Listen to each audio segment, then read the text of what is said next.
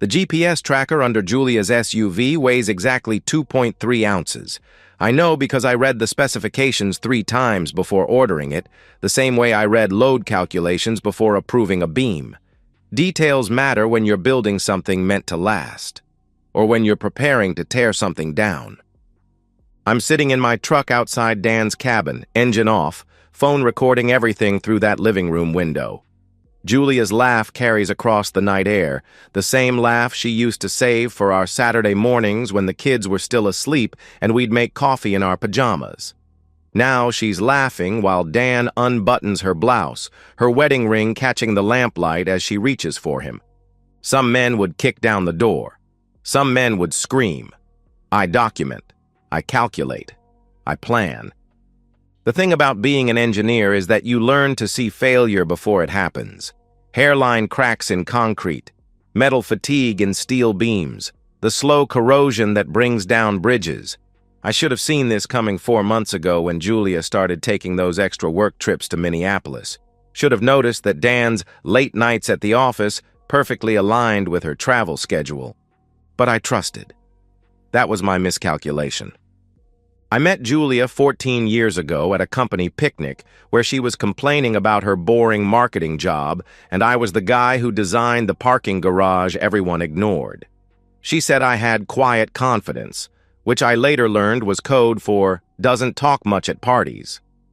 We married 2 years later in a ceremony where Dan gave the best man's speech about how I was the steadiest guy he knew, steady enough to love Julia through her restless phases. Glen Oak, Illinois. Population 47,000. The kind of place where your accountant coaches Little League with your mechanic, where the grocery store clerk knows you buy the same cereal every Tuesday.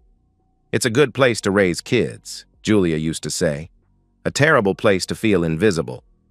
That's what she started calling our life last year. Invisible. Our modest colonial on Maple Street with its sensible mortgage and efficient heating system. My predictable schedule: coffee at 6:15, work by 7:30, home by 5:45 for dinner. The way I'd kiss her forehead every morning and ask about her day every evening, even when her answers grew shorter and her smiles more forced. "You're a good man, Marcus," she told me 6 months ago while washing dishes, her voice carrying that peculiar sadness of someone delivering a diagnosis. "Sometimes I think you're too good." I should have asked what she meant. Should have noticed how she'd stopped wearing her wedding ring to bed, claiming it scratched her skin. Should have questioned why her company suddenly needed so much face-to-face consultation in Minneapolis when they'd done everything by video call for years. Instead, 4 months ago, I started paying attention. Really paying attention, with the methodical focus that made me successful at structural engineering. The way Julia would shower immediately after coming home from client dinners. The way she'd delete text messages while I was in the room. The way she'd started working out more frequently, buying new underwear, caring about her appearance in ways she hadn't since Emma was born. 2 months ago, I installed the GPS tracker. The first few pings came back normal, Minneapolis, just like she said. Then I started seeing the pattern. Every Tuesday and Thursday evening, her SUV would show the same coordinates, 2 hours outside Minneapolis, in a location that led me to county records showing Dan's hunting cabin purchase 8 months ago. A cabin he'd never mentioned, despite being my best friend since college, my best man, the guy who knew Julia got cranky when she didn't eat breakfast, and that I sometimes talked in my sleep about structural calculations. Tonight's ping showed those same coordinates for the 34th time. Julia's SUV parked beside Dan's truck while she told me over the phone that her client dinner was running late, and she probably wouldn't be able to call tomorrow morning. "Don't wait up," she said, and I could hear restaurant noise in the background. Only now I know it was Dan's television, and the clink of silverware was him opening wine while my wife of 14 years told me not to wait up for her. I'm still sitting in my truck, watching them through that window. Julia's fully undressed now, and Dan's hands are in her hair the way mine used to be on Sunday mornings. They look comfortable together, practiced. This isn't their first time here. It's their 68th time if my tracking data is accurate. My phone has 43 minutes of high-definition footage, enough to document their betrayal with the thoroughness Julia always mocked me for. "Do you have to analyze everything to death?" she'd ask when I'd research restaurants before making dinner reservations, or when I'd read product reviews for 20 minutes before buying dish soap. "Yes, Julia, I do have to analyze everything, because analysis prevents failure, and right now, failure isn't an option." I start the truck and drive home through empty streets, past the elementary school where our kids learn their multiplication tables, past the grocery store where Julia and I used to shop together on Saturday mornings, past all the ordinary places that make up an ordinary life I thought we were building together. The house is dark when I pull into our driveway. 10-year-old Liam's nightlight glows from his bedroom window, and 12-year-old Emma's gymnastics medal catches the streetlight on her sill. They're sleeping peacefully while their mother betrays everything we built. Inside, I upload the footage to a secure folder, then sit at our kitchen table with a legal pad. Engineers don't just identify structural failures, we design solutions. And Julia was wrong about one thing. Good men don't always finish last. Sometimes they finish everything. 8 weeks of living a lie feels exactly like what I imagine structural fatigue must feel for a building, imperceptible stress accumulating until something catastrophic snaps. Every morning I make coffee for a woman who's destroying our marriage. Every evening I help our kids with homework while their mother texts her lover from the couch beside me. "How was your day?"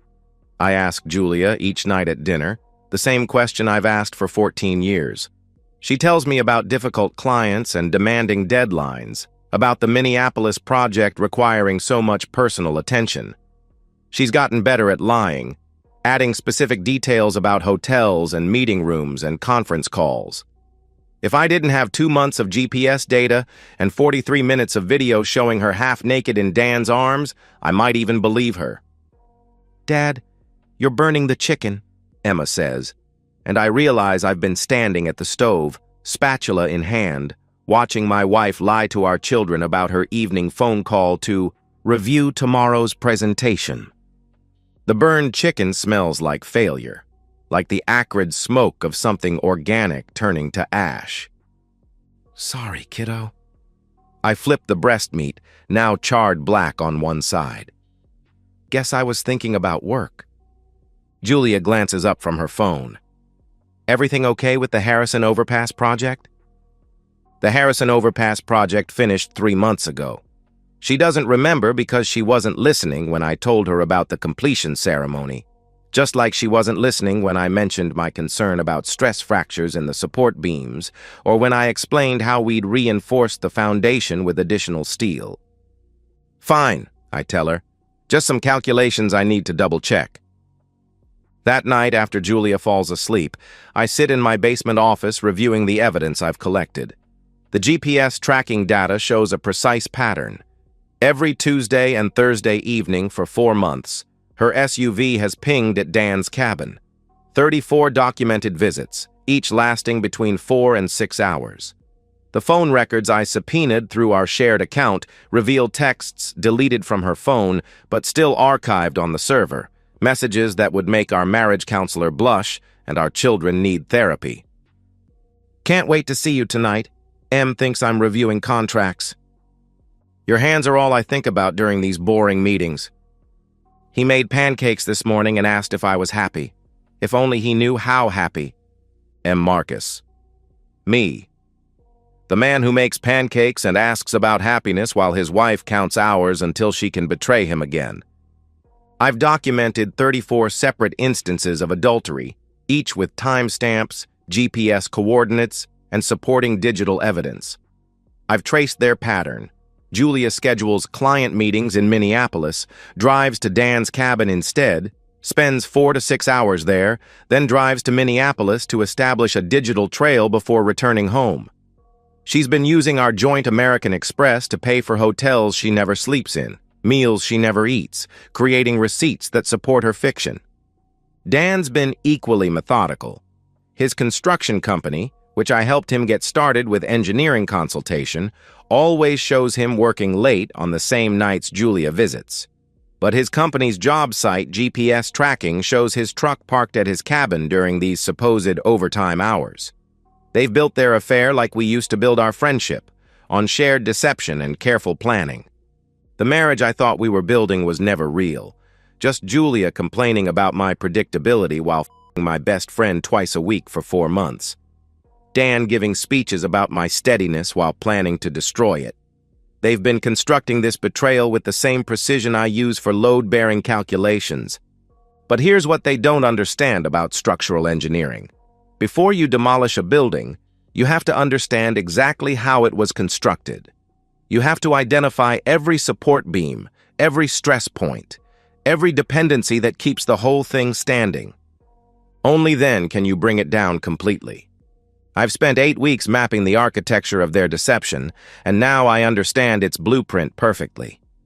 Julia's career depends on her reputation for ethical consulting and family values, the personal brand she's cultivated through LinkedIn posts about work-life balance and company blog entries about maintaining integrity in client relationships.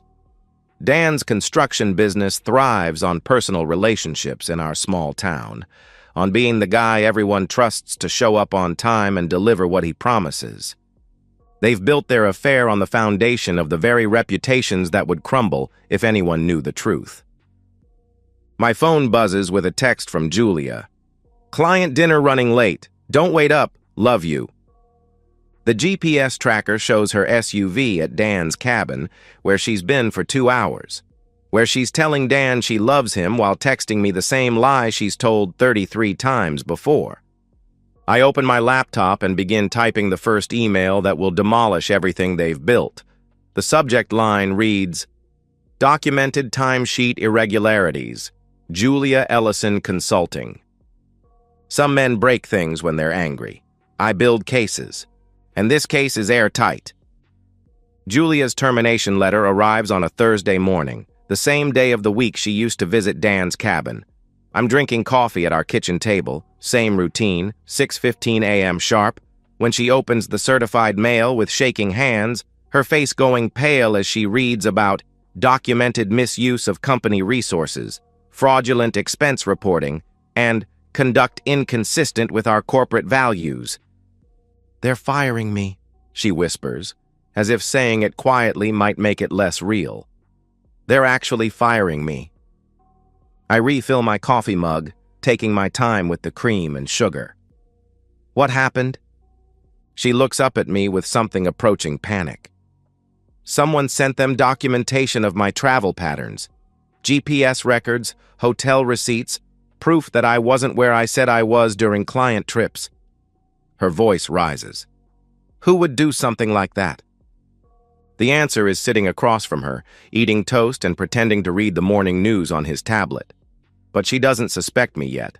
In 14 years of marriage, Julia has never seen me as capable of strategic thinking beyond choosing which restaurant to try for date night. "Maybe it was a routine audit," I suggest. "Companies do that sometimes." "No." She's studying the letter again, looking for clues. "This is personal. Someone specifically tracked my movements, cross-referenced them with my expense reports, identified every discrepancy." She pauses. "This is the kind of detailed analysis you'd do for a structural engineering project." I meet her eyes over my coffee mug. Sounds like whoever did it was very thorough. The irony isn't lost on me. Julia always complained about my thoroughness. Now she's experiencing exactly how thorough I can be when I put my mind to something important. Her phone rings, Dan's ringtone, though she's changed his contact name to work emergency. She answers with the careful tone of someone trying to sound professional while her world collapses. "I can't talk long," she says, glancing at me. "Yes, it happened to me too. Someone sent everything to my company." Pause. "I don't know who. I don't know how they got access to—" Another pause, longer this time. "What do you mean your clients are calling?" I pretend to read about local election results while listening to Julia's half of the conversation that's beginning to destroy Dan's business.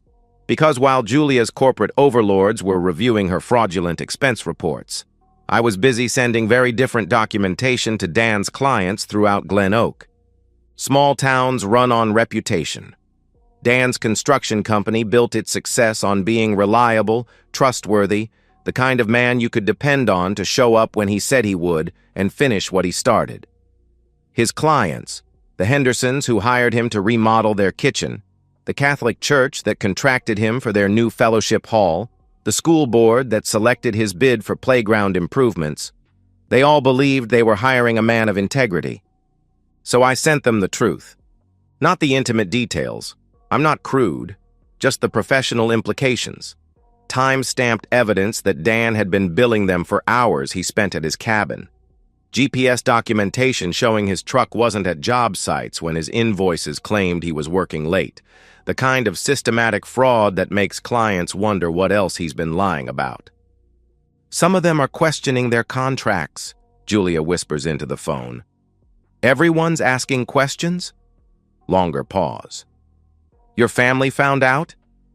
How? Another pause. Oh God, Dan. Your mom saw what? I sent Julia's sister the video footage. Not to be cruel, but because Linda had spent 14 years treating me like Julia's disappointing consolation prize. Every family gathering, every holiday dinner, every birthday party where Linda would make pointed comments about Julia settling for small-town life with a boring engineer when she could have done so much better. Linda shared the video with Julia's mother. Julia's mother shared it with her book club. Julia's book club shared it with their neighbors. And in a town of 47,000 people where everyone knows everyone, secrets become currency faster than gossip becomes fact. By the time Julia hangs up the phone, she's crying. Real tears, the kind she used to shed when we fought about money or parenting decisions back when our marriage had problems worth crying over. Someone is destroying our lives, she says.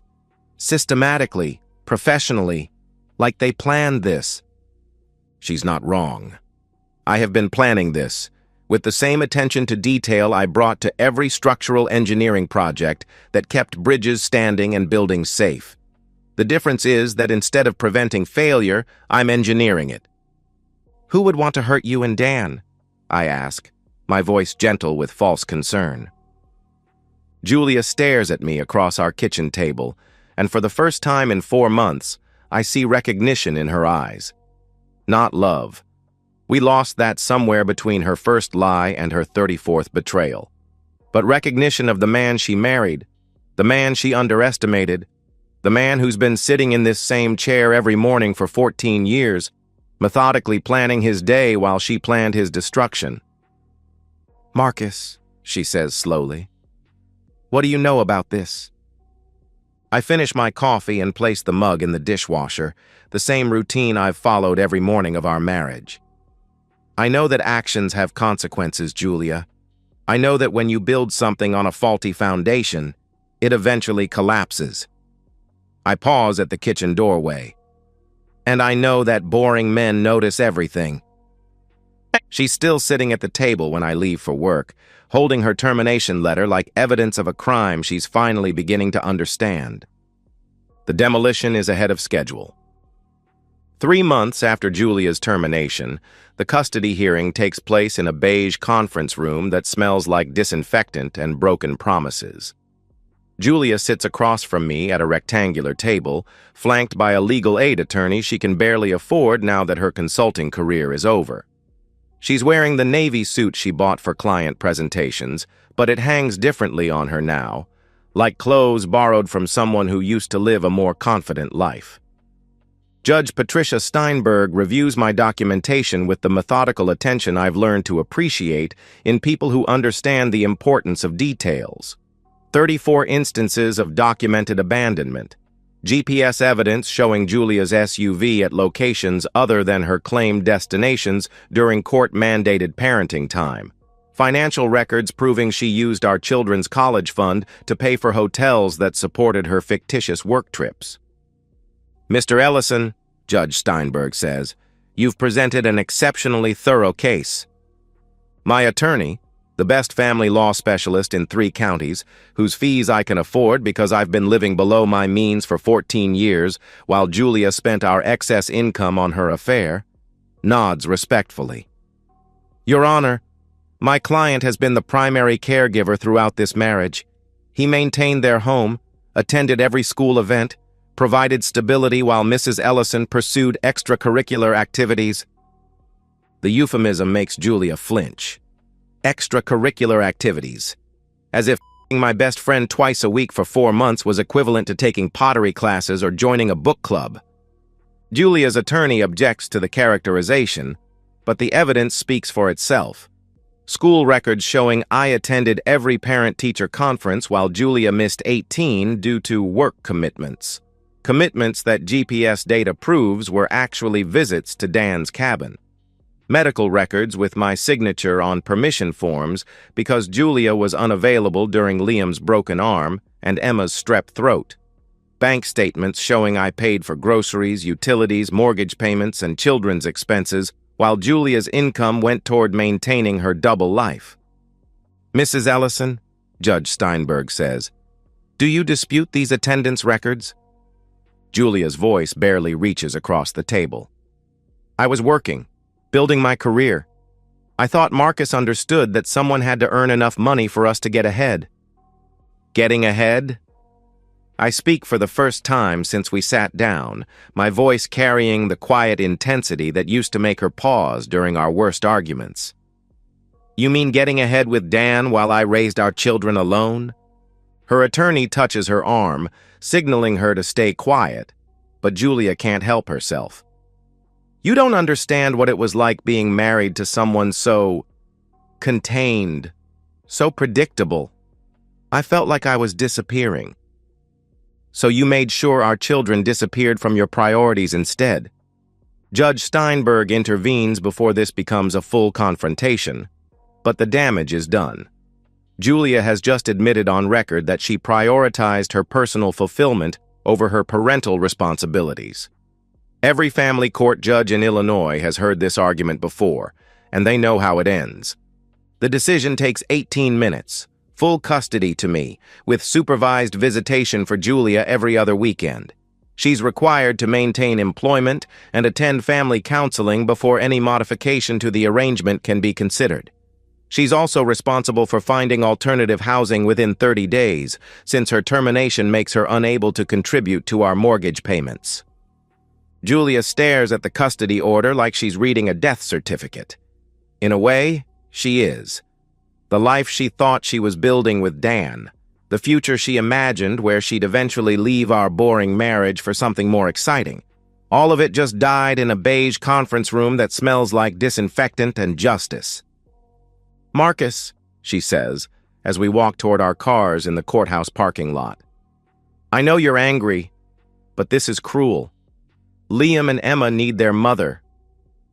I stop beside my truck, the same vehicle I drove to Dan's cabin that first night when I confirmed what I'd suspected for months. They need a mother who shows up, Julia. They need a parent who puts them first. You're destroying me. No, I correct her. I'm protecting them from someone who already destroyed herself. She starts crying then. The kind of broken sobbing that might have moved me 8 months ago when I still believed we were fighting for something worth saving. Now it just sounds like the structural groan of a building finally admitting it can't support its own weight. The man I married wouldn't have done this, she whispers. I climb into my truck and roll down the window. The woman I married wouldn't have f***ed my best friend twice a week for 4 months while lying to our children about business trips. Julia's face crumples, but I'm already backing out of the parking space. In my rearview mirror, I watch her standing alone beside her SUV, the same vehicle I tracked to Dan's cabin 34 times, the same vehicle that carried her away from our marriage and toward this moment when she finally understands the cost of betrayal. That evening, I help Liam with his math homework while Emma practices piano in the living room. The house feels different now, not because Julia's moved her belongings to the spare bedroom while she looks for an apartment, but because the uncertainty is gone. The questions that had been eating at me for months finally have answers, and the answers have consequences, and the consequences have given me back my children and my peace of mind. "Dad," Liam says, looking up from his worksheet, "is Mom okay? She's been crying a lot." I set down his pencil and meet his 10-year-old eyes, which are still innocent enough to believe that mothers don't lie and fathers always know what to do when the world stops making sense. "Sometimes people make choices that hurt themselves and the people they love," I tell him. "When that happens, the people who weren't making those choices have to decide what comes next." "What comes next for us?" Emma stops playing piano and turns around on the bench, waiting for my answer. Both my children staring at me with the kind of trust Julia used to claim I didn't deserve. The kind of trust that makes a man worthy of the faith placed in him. "We keep being a family," I tell them. "Just a smaller one, but stronger. Definitely stronger." 9 months after the custody hearing, I'm sitting in the same kitchen where Julia used to complain about our boring life, reading Emma's report card while Liam builds a Lego bridge at the table beside me. Both kids are thriving in ways that surprise their teachers. Emma's grades have improved dramatically, and Liam hasn't had a behavioral incident since Julia moved out. Children are more perceptive than adults give them credit for. They knew something was wrong in our house long before I installed the GPS tracker. They felt the tension in our silence, the falseness in Julia's affection when she'd return from her business trips with guilt-motivated hugs and expensive presents we couldn't afford. Now our routines have the stability they were always meant to have. Breakfast at 7:15, school drop-off at 8:30, homework at 4, dinner at 6, bedtime stories that don't get interrupted by urgent work calls from lovers pretending to be colleagues. The predictability Julia found so suffocating has become the foundation that lets our children sleep peacefully. Julia lives in a 2-bedroom apartment across town, working retail at Target, while trying to rebuild a career she destroyed with her choices. She sees the kids every other Saturday afternoon at the library, supervised visits that ensure she can't poison them against me the way she tried during the first month after our divorce was finalized. Dan's construction business took 6 months to completely collapse. What started as client questions gradually became contract cancellations as word spread throughout Glen Oak about his systematic billing fraud. His reputation in our small town became so toxic that even his family barbershop stopped acknowledging him as a regular customer. Last I heard, he'd moved to Phoenix and was working for someone else's construction company, building other people's projects instead of running his own. Their affair, which once seemed so passionate and liberating, lasted exactly 3 weeks after I exposed it. Turns out that relationships built on betrayal don't have much structural integrity when subjected to real-world stress. Who could have predicted that? The modest colonial on Maple Street that Julia used to find so confining has become our sanctuary. Same mortgage, same efficient heating system, same sensible furniture. But now it represents what it was always meant to represent: stability, security, the kind of solid foundation that lets a family grow without constantly worrying about collapse. I've become something of a local legend in Glen Oak, though not in a way I ever expected. The quiet man who outmaneuvered his cheating wife so thoroughly that the story serves as a cautionary tale throughout our community. Mothers warn their daughters about taking good men for granted. Husbands joke about not crossing the engineer who notices everything. My reputation has actually improved. I'm seen as the wronged party who handled his betrayal with dignity and strategic precision, the devoted father who protected his children from an unstable mother, the man who proved that boring doesn't mean helpless. Emma brings me her report card, straight A's for the 3rd consecutive marking period. "Mrs. Patterson says I'm her most focused student," she announces proudly. "That's because you get it from your dad," Liam adds without looking up from his Lego bridge. "The focusing thing." They're right, of course. Focus is what allowed me to document Julia's betrayal so thoroughly. Focus is what helped me navigate the legal system and secure our future. Focus is what transformed me from the predictable husband Julia left behind into the formidable man who rewrote the entire story of our marriage. But here's what I've learned about revenge. It's not a single moment of satisfaction. It's not the look on Julia's face when she realized I'd been orchestrating her downfall, or the sound of her crying when the judge awarded me full custody. Revenge is the quiet satisfaction of watching the life you built remain standing, while the life your betrayer thought she was building crumbles completely.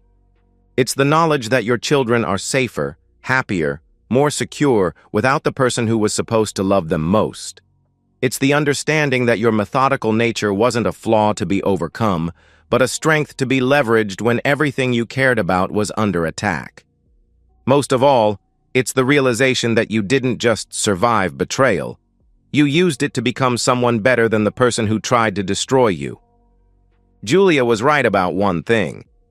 I am predictable, predictably thorough, predictably strategic, predictably unwilling to let anyone harm my children or destroy what we've built together. She thought she knew who I was because she'd been married to me for 14 years. But she was wrong about the most important thing. She never understood that boring men don't miss when it matters. And this mattered more than anything. And so, we've reached the end of today's story. Was it what you expected, or did it take a twist you didn't see coming? I'm curious to hear your thoughts. Share them in the comments below, and let's get a conversation going. If this story kept you hooked, make sure to hit that like button. And if you're new here or just haven't subscribed yet, now's the perfect time to join our community. I bring you fresh, captivating stories every day, so click that subscribe button and turn on notifications so you never miss out. Thanks for watching, and I'll see you in the next one.